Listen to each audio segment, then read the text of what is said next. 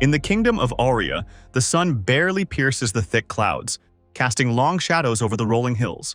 The kingdom's finest knights gallop forward, with the air filled with the rhythmic pounding of their hooves. In front, King Aurea's stern face is set in determination. They are hunting a beast that has plagued the land, a dragon that haunts their knights. Suddenly, a great shadow passes overhead, and the knights quicken their pace.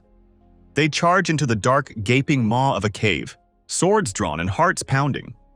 Inside, they encounter something far worse than they imagined. The air is heavy and oppressive. In one horrifying moment, fire erupts, illuminating the cavern with a deadly orange glow.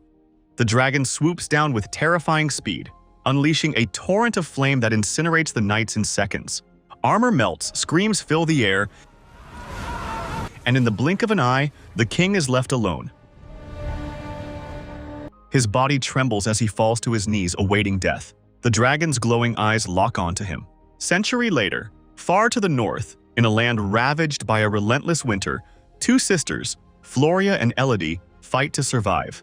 Their hands are raw from chopping wood, their breath visible in the icy air. The land is dying. Crops have failed, and the villagers are abandoning their homes in search of warmer and more prosperous lands. Every swing of their axes echoes with the weight of their desperation. Suddenly, a carriage appears on the horizon. Floria and Elodie pause, exchanging a look of disbelief. Visitors are unheard of in their frozen village. They rush back to their home, where they find their father, Lord Bayford, and their stepmother, Lady Bayford, speaking with a nun. The nun's eyes briefly settle on Elodie before she whispers, "She will do," and departs. She will do. Lord Bayford turns to his daughter with somber news. The royal family of Aurea has chosen Elodie to marry their prince. The marriage could save their village from ruin, securing food and supplies for years to come. Despite her initial reluctance, Elodie understands the weight of the decision and agrees, knowing she may never see her home again. The ship cuts through the icy waters toward Aurea. Elodie stands at the railing, staring out at the fog-covered sea, her thoughts heavy with dread. Floria stands beside her, silent and pale. As they approach the island, two massive stone statues of dragons loom out of the mist, watching them with cold, unblinking eyes. Aurea is a world apart from their frozen village.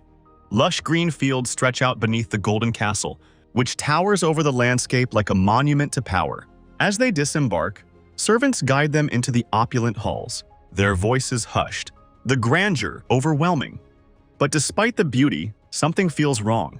As Elodie stands on her balcony, she notices a girl standing on a distant balcony across the courtyard. Before Elodie can call out, the girl is quickly ushered away by a maid. Unable to sleep, Elodie returns to her balcony, puzzled by the procession of torches in the night. She has an unsettling feeling, but she brushes it aside.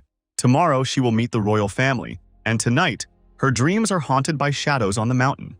The next day, Elodie meets Prince Henry, the man she is destined to marry. As they walk through the castle's gardens, Henry compliments Elodie's artistic talent, something he had noticed in her letters. But the conversation soon turns to darker matters. Elodie asks about the torches she saw in the mountains the night before, and Henry's smile falters. He explains the ancient ceremony that has been part of their kingdom's history for generations, a ritual to honor their ancestors. But there's a hollowness in his explanation, as though there's more he isn't saying. That night, as Elodie lies awake in her lavish bed, she can't shake the feeling that the castle's opulence hides something sinister. The day of the wedding arrives. Elodie is dressed in a beautiful gown, her face hidden behind a delicate veil. But inside she feels anything but a bride. The ceremony is held with the same eerie formality that has permeated every moment of her stay in Aurea. The priests speak ancient words that seem more like a spell than a blessing, and the guests watch with unnerving stillness. When Elodie and Henry exchange rings, there is no joy, only duty, a binding of their fates that feels more like chains than love. After the ceremony, the royal family leads Elodie and Henry up the steep, winding path to the mountains. The atmosphere grows colder, and the air feels heavier with each step they take. They reach a secluded area surrounded by dark cliffs and mist, where a group of figures in golden masks awaits them. These silent watchers stand motionless as Queen Isabelle, Henry's mother, approaches Elodie with a coin in her hand. With solemn reverence, Isabelle explains that this coin represents Elodie's new duty to protect the kingdom. Elodie feels the weight of the coin in her palm as the queen recounts the story of their ancestors, the king who sacrificed his daughters to appease the dragon that once terrorized Aurea. As Elodie listens, dread fills her heart. The story is not one of victory, but of loss and fear, passed down through generations. With a cold smile, Isabelle cuts both Henry's and Elodie's hands, mixing their blood as part of an ancient ritual that signifies Elodie's acceptance into the royal family. The pain of the cut is nothing compared to the fear that courses through her veins as she begins to understand the depth of the kingdom's dark history. Elodie is told to throw the coin into the chasm below as a symbolic gesture, believing that it will complete the ceremony. But as she turns to Henry, she barely has time to register his apology before he pushes her into the chasm. I'm sorry. Elodie's scream echoes through the cold mountain air as she tumbles down, her body crashing against sharp rocks and jagged branches. Pain radiates through every inch of her, but before she can fully comprehend what has happened, darkness consumes her. Elodie awakens in the depths of the chasm, her body battered and bruised, every movement a struggle against the pain. The cold, damp air clings to her skin, and her surroundings are pitch black, save for a few faint glimmers of light from cracks in the cavern walls. Confusion and fear wash over her as she realizes the full weight of Henry's betrayal. The ceremony, the marriage, it had all been a lie. The royal family had used her, just as they had used countless others before her. She tries to stand, but her legs give way beneath her. Desperation claws at her chest as she yells for help, her voice echoing through the cavern. Her cry, however, awakens something far more dangerous, a deep, ancient rumbling from the darkness ahead. The ground beneath her feet trembles as she hears the unmistakable sound of scales shifting against stone. A pair of glowing eyes appear from the shadows. The dragon, the creature of legend, stirs from its slumber, drawn by the scent of blood and the cries of another victim. Elodie's heart races as the dragon's massive form emerges from the darkness. She scrambles backward, her mind racing to find a way out, but the dragon's growl fills the cave, a chilling reminder that escape is nearly impossible. Terrified but determined, Elodie forces herself to move, sprinting through the labyrinth of tunnels as the dragon pursues her. Its breath of fire scorches the air behind her, and the heat sears her skin as she dives behind a rock for cover. In the narrow passage, the dragon's massive body struggles to follow, and Elodie takes advantage of the momentary reprieve to think. She notices an old, burnt skeleton near her hiding place. Another girl sacrificed, no doubt. Among the remains, she finds a blunt dagger. Her mind reels with fear and adrenaline, but she sharpens the blade against the rock, knowing it's her only chance for survival. With trembling hands, she cuts the fabric of her torn dress to use as a bandage for the wound on her leg. The pain sharp but necessary to keep her moving. The dragon's growl echoes through the cave, growing closer. Elodie manages to evade it once again, diving into a smaller tunnel too narrow for the beast to follow. She limps through the darkness, clutching her makeshift lantern, guiding her deeper into the labyrinth. Exhausted, Elodie stumbles upon a narrow passage that seems to lead out. Her body aches with every step, but the light ahead promises hope. She presses forward, her hands bloody and raw from the sharp rocks she must climb. Just as she is about to reach the surface, the ground shifts beneath her, sending her plummeting once more. Her fall is broken by a soft, glowing bed of crystals, the beauty of which takes her breath away for a moment. But the respite is short-lived. The dragon is near, its growls echoing from the depths of the cave. Elodie pulls herself up, knowing she must continue to flee. In the distance, she hears something, a soft, eerie tune, almost like music. It beckons her, guiding her deeper into the labyrinth of glowing crystals. The dragon's pursuit slows as it struggles to fit through the narrow passages, and Elodie takes this moment to catch her breath. She finds a small cavern and notices something carved into the walls, a list of names, scrawled in jagged letters. Among them, she recognizes the name Victoria, and the realization hits her like a wave. The sacrifices go back generations. Each name represents a girl, just like her, who was used and discarded by the royals. Elodie's leg, still burning from her earlier injury, throbs in agony. In the dim light of the glowing crystals, she pulls off her bandage and inspects the wound. As she does, she notices the strange, glowing slugs she had gathered earlier inching toward the wound. Horrified, she tries to brush them away, but soon realizes that their slime has healing properties. The pain in her leg begins to subside as the slugs cover the wound, mending the burnt skin with their glowing secretions. The healing is slow but effective. Elodie feels a renewed sense of strength as the pain fades, replaced by a resolve to survive. She applies more slugs to her other injuries, watching in amazement as they work to repair her battered body. With her newfound strength, she begins to plan her escape. The cavern is still eerily quiet, save for the occasional distant rumble of the dragon's movements. Elodie knows that time is running out. She tears away the remaining pieces of her dress that hinder her movement and prepares herself for the next phase of her escape, knowing she must be smarter, faster, and more determined if she is to outwit the dragon and survive this nightmare. Elodie presses forward, determined to find a way out. She follows the map etched into the walls of the cavern, left behind by the other victims, those who tried to escape but never made it. The names of the fallen, carved into the stone, stretch on endlessly, each a life taken by the cruel cycle of sacrifice. Elodie's heart tightens as she reads the final name on the list, Victoria, the girl she had glimpsed earlier in the castle. The realization sinks in like a stone. These girls were never meant to survive. They were thrown into the chasm, used as pawns to keep the dragon appeased, and none were ever saved. The royal family had lied, not only about the dragon, but about their own history. The dragon hadn't been a tyrant seeking to destroy their kingdom. It had been seeking vengeance for the loss of its young, slaughtered by the first king of Auria. As this grim truth settles over her, Elodie knows she cannot let this cycle continue. She looks down at her own hands, now scarred and bloodied, and carves her name onto the wall alongside the others. But unlike those who came before her, she vows she will not die here. She will be the last name on this cursed wall. Armed with her sharpened dagger and a newfound sense of purpose, Elodie approaches the final challenge, a wall of jagged crystals that gleam in the dim light, reaching up toward the exit. She knows this is her last chance. The climb will be treacherous, but she has no other option. She wraps her hands and feet in the remnants of her dress to protect them from the sharp edges of the crystals. With each upward pull, her muscles scream in protest, her body worn from the trials she's endured. Halfway up, one of the crystals breaks under her weight, and she dangles precariously. For a moment, panic sets in, but she digs deep, finding strength she didn't know she had, and clings to the side of the cliff, determined not to fall again. Far below, she hears the dragon stirring once more, its growls reverberating through the cavern like thunder. It knows she is close to escaping, and it will not let her go easily. Elodie quickens her pace, using the glowing slugs as light, and following the map's instructions to avoid any traps left behind. The crystals cut into her hands and feet, but she pushes through the pain, determined to reach the surface.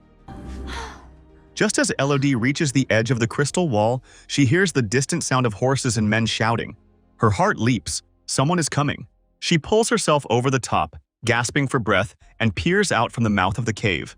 Below, she sees her father, Lord Bayford, accompanied by 2 knights, descending into the cavern with ropes and lanterns.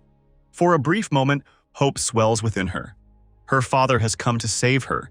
But then the dragon's roar shakes the earth, and she watches in horror as it swoops down from the sky, its massive wings beating against the wind. One of the knights barely has time to react before the dragon's talons strike, lifting him into the air and tossing him like a rag doll. He falls to the rocks below, lifeless. Lord Bayford shouts in desperation, calling out for Elodie, but there is no time for reunion. The dragon's rage is unrelenting, and Elodie knows she must act quickly. She scrambles down the side of the mountain, using the rope left by her father, and rushes toward him just as the dragon turns its sights on Bayford. While Elodie sneaks around waiting for the right time, the dragon tells Bayford to call for his daughter. Bayford decides to offer a heartfelt speech about how sorry he is and admits he made a horrible mistake. Then he yells to order Elodie not to come out, causing the dragon to push him down and stab him right in the heart with her claw. Elodie can't help making a noise as she cries, and the dragon starts searching for her, but luckily at that moment the guard also makes a noise, and the dragon goes after him, thinking it's Elodie. With the dragon gone, Elodie says goodbye to her father and kisses his forehead before he dies. Then she uses the rope left by him to start climbing out of the tavern. Meanwhile, the dragon finds the guide and crushes him to death before coming after Elodie, who manages to climb fast enough to avoid the flames that now cover the entrance. Elodie immediately gets on her father's horse, but only rides for a few moments before jumping off to hide under some rocks. Since the horse keeps going, the dragon is tricked and continues to follow it to burn it to death. Then the dragon breathes fire on the clouds, causing a horrible storm as a sign the deal has been broken. In the castle, Isabelle notices this and immediately sends her knights to kidnap Floria. Lady Bayford tries to stop them, only to get stabbed in the process. Moments later, when the fire is over, Elodie comes out of hiding and bumps into Lady Bayford, who came all the way here on a horse while still bleeding. When Elodie hears what happened, she promises to save her sister and takes the horse back to the mountain. Meanwhile, Floria is taken to the bridge. However, Henry refuses to do the ritual with the child. Isabelle ignores him and uses her own blood instead, cutting Floria's hand to do the mixing before throwing her into the chasm. By the time Elodie arrives at the bridge, everyone is gone, and an unconscious Floria has been caught by the dragon, who doesn't kill her yet because she wants to bait Elodie into coming for her sister. A desperate Elodie descends back into the tavern with the rope and uses her previous experience to follow the same path much faster. After double-checking the map to find the dragon's lair, Elodie arms herself with her father's sword and prepares a trap for the dragon. This trap consists of some armor and rope which is burning under a small flame. Elodie walks away, and when the rope finishes burning, the armor falls, causing the dragon to fly out of her lair to look for the source of the noise. This allows Elodie to sneak into the lair and wake up Floria, who walks slowly because she's got a wounded leg. At that moment, the dragon discovers the trap and comes back to the lair, so Floria hides while Elodie waits with her sword out. Elodie, armed with her father's sword, runs to confront the beast head-on. She tries to reason with the dragon, shouting that it has been tricked, that the royal family is the true enemy. But the dragon's fury blinds it to her words. It sees only another human who must pay the price. She tries to explain that they've all been tricked by the queen, but the dragon doesn't believe her and tries to breathe fire. Elodie stabs her mouth with the sword to redirect the attack, but still falls off the edge of the lair, receiving some burns on her arms and shoulder in the process. While the dragon removes the sword, Elodie lands in a lake and swims out just in time for Floria to throw another sword at her. Suddenly, the dragon jumps on her and holds her while stabbing her with her claw. Before she can kill her, Elodie takes out the dagger and stabs the dragon in the eye, causing her to throw Elodie away. Next, Elodie grabs the sword again and runs toward the dragon, who has trouble seeing with one eye. She manages to stab the beast in the chest. However, it doesn't cause much damage and the dragon grabs her again. Elodie then stabs the dragon's paw, making her drop her again. As the dragon comes closer, Elodie, desperate, notices the dust and debris rising from the cave floor, swirling toward a curved stalagmite.